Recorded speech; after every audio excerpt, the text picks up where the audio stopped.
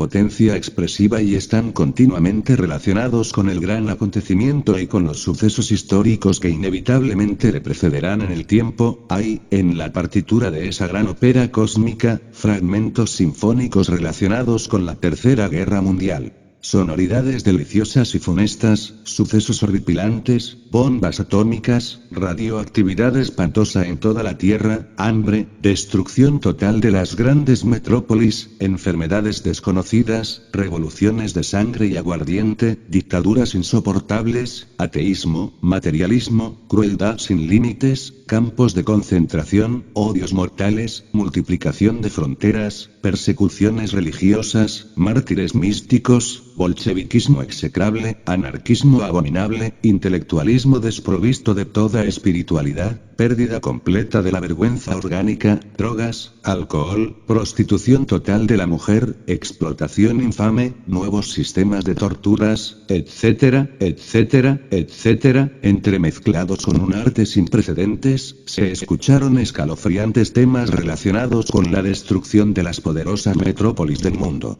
París, Roma, Londres, Nueva York, Moscú, etcétera, etcétera, etcétera. Nostradamus, en célebre carta dirigida a Enrique II dice: cuando el sol quede completamente eclipsado pasará en nuestro cielo un nuevo y colosal cuerpo celeste que será visto en pleno día, pero los astrólogos, refiriéndose a los famosos astrónomos de hoy y del futuro, interpretarán los efectos de este cuerpo de otro modo, muy a la moderna. Por esta mala interpretación ninguno tendrá provisiones para las fases de penurias, alusión a la gran catástrofe. Nostradamus, médico, astrólogo y clarividente iluminado, incluye en sus predicciones el asunto ese de la revolución de los ejes de la Tierra, mas no indica una fecha exacta, adecuada, de cuándo sucedería. Sin embargo, lo conecta con el doble eclipse que tendrá lugar en el año 1999. Indubitablemente, habrá una conjunción extraordinaria bajo el signo zodiacal de Capricornio que dejará sentir su influencia desde 1984, concluyendo en el año 1999. La gran maestra Elena Petrovna Blavatsky predijo, hace muchos años ya, que habría un levantamiento mundial para fines del presente siglo. Juan, el Evangelista, dice: cuando los pájaros de acero desoben los huevos de fuego. Cuando los hombres dominen los aires y crucen los fondos de los mares. Cuando los muertos resuciten. Cuando descienda fuego de los cielos y los hombres de los campos no pudieran alcanzar las ciudades y los de las ciudades no pudieran huir hacia los campos. Cuando extraños aparatos se vieran en el cielo y cosas extravagantes fueren vistas desde la tierra, cuando criaturas, jóvenes y viejos tuvieran visiones, premoniciones e hicieran profecías. Cuando los hombres se dividieran en nombre del Cristo, cuando el hambre, la sed, la miseria, la dolencia y los cementerios sustituyan a las poblaciones de las ciudades, cuando hermanos de sangre se maten entre sí y las criaturas adoren a la bestia, entonces los tiempos son llegados. El apóstol San Pablo en su epístola a los Tesalonicenses 1 capítulo 5, 20, 21, advierte: no menospreciéis las profecías, examinad todo, retened lo bueno. La historia cíclica de la humanidad se abre en el capítulo 6 del Génesis con el relato del diluvio universal, la sumersión del continente Atlante, y concluye en el 20 del Apocalipsis, en las llamas ardientes del juicio final. Moisés, salvado de las aguas embravecidas de la vida, escribió el primero. San Juan, figura extraordinaria de la exaltación solar, cierra el libro sagrado con los sellos del fuego y del azufre. A partir de esto, y pese a su aparente universalidad y a la terrorífica y prolongada acción de los elementos desencadenados, estamos convencidos de que el gran cataclismo que se avecina no actuará igualmente en todas partes ni en toda la extensión de los continentes y mares. Algunas tierras privilegiadas abrigarán a los hombres, mujeres y niños del ejército de salvación mundial.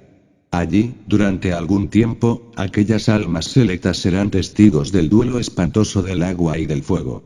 El doble arco iris anunciará el encanto de una nueva edad de oro después de la gran catástrofe. Virgilio, el gran poeta de Mantua, maestro del Dante florentino, dijo: ya llegó la edad de oro y una nueva progenie manda. Sabemos, por otra parte, hasta qué punto la Biblia es superior a los otros libros. Incuestionablemente, a pesar de ser la Biblia el libro eterno, inmutable, el libro cíclico por excelencia, en ninguno de sus versículos se ha dicho que el año 1999 sea precisamente el de la gran catástrofe. Sin embargo, y a pesar de ignorarse todavía la fecha exacta de la pavorosa catástrofe que se avecina, pues solo el Padre conoce el día y la hora, sabemos por experiencia directa que los tiempos del fin ya llegaron y que estamos en ellos. Nuestra intención no es emprender aquí una refutación contra los partidarios de tal fecha, solo queremos decir que en la Biblia, a pesar de contener en sí misma la revelación de toda la historia humana, más acá y más allá, incluso de los propios anales de los pueblos, jamás se dijo que en el año 1999 perecería la raza aria, la presente humanidad. Sin embargo, los eruditos en modo alguno pueden ignorar que en la Biblia está la narración in extenso del periplo que efectúa cada gran generación cíclica. La humanidad ya está completamente madura para el castigo supremo. El fin de esta humanidad vergonzosa se acerca. El análisis cabalístico demuestra que en los números 2, 5, 0, 0, se encierra el secreto de la gran catástrofe. Quien tenga entendimiento que entienda porque aquí hay sabiduría. Desgraciadamente, las gentes jamás saben penetrar en el hondo significado de ciertas cantidades cabalísticas. Es lamentable que todo lo interpreten literalmente. Es preciso aguardar con sangre fría la hora suprema, del castigo para muchos y del martirio para algunos. Y, ante todo, debéis saber, dice Pedro, cómo en los postreros días vendrán, con sus burlas, escarnecedores, que viven según sus concupiscencias y dicen, ¿dónde está la promesa de su venida? Porque desde que murieron los padres todo permanece igual desde el principio de la creación. Pero vendrá el día del Señor en fecha que solo el Padre conoce como ladrón, y en él pasarán con estrépito los cielos, y los elementos, abrasados, se disolverán y asimismo la tierra con las obras que en ella hay. Capítulo 13, Paraísos e infiernos. Oh, bienaventurado Mexcoado, bien mereces ser loado en cantares, y bien mereces que tu fama viva en el mundo, y que los que bailan en los areitos te traigan en la boca, enrededor de los arrabales y tamboriles de Huejotzingo, para que regocijes y aparezcas a tus amigos los nobles y generosos, tus parientes. Oh, glorioso mancebo. Digno de todo loor, que ofreciste tu corazón al sol, limpio como un sartal de zafiros, otra vez tornarás a brotar, otra vez tornarás a florecer en el mundo, vendrás a los areitos, y entre los tambores y tamboriles de Huejotzingo, aparecerás a los nobles y varones valerosos, y te verán tus amigos. Sahagún 11:140. Cuantos morían en la guerra, o en el altar del sacrificio, iban a la casa del sol. Todos andaban unidos en una inmensa llanura. Cuando el sol va a aparecer, cuando es tiempo de que salga, empiezan ellos, entonces, a lanzar gritos de guerra, hacen resonar los cascabeles que llevan en los tobillos y a golpear sus escudos. Si su escudo está perforado por 2 o por 3 flechas, por aquellas hendeduras pueden contemplar el sol. Pero aquellos cuyo escudo no tiene abertura alguna no pueden mirar al sol. ¿Cuántos cayeron muertos entre magueyes y cactus, entre espinosas acacias, y cuántos han ofrecido sacrificios a los dioses, pueden contemplar al sol, pueden llegar hasta él? Cuando han pasado 4 años se mudan en bellas aves. Colibríes, pájaros moscas, aves doradas con huecos negros alrededor de los ojos. O en mariposas blancas relucientes, en mariposas de fino pelambre, en mariposas grandes y multicolores, como los vasos de beber, y andan libando allá en el lugar de su reposo, y suelen venir a la tierra y liban en rojas flores que asemejan sangre. La eritrina, la paisentía, la carolinia, la caliandra. Épica náhuatl.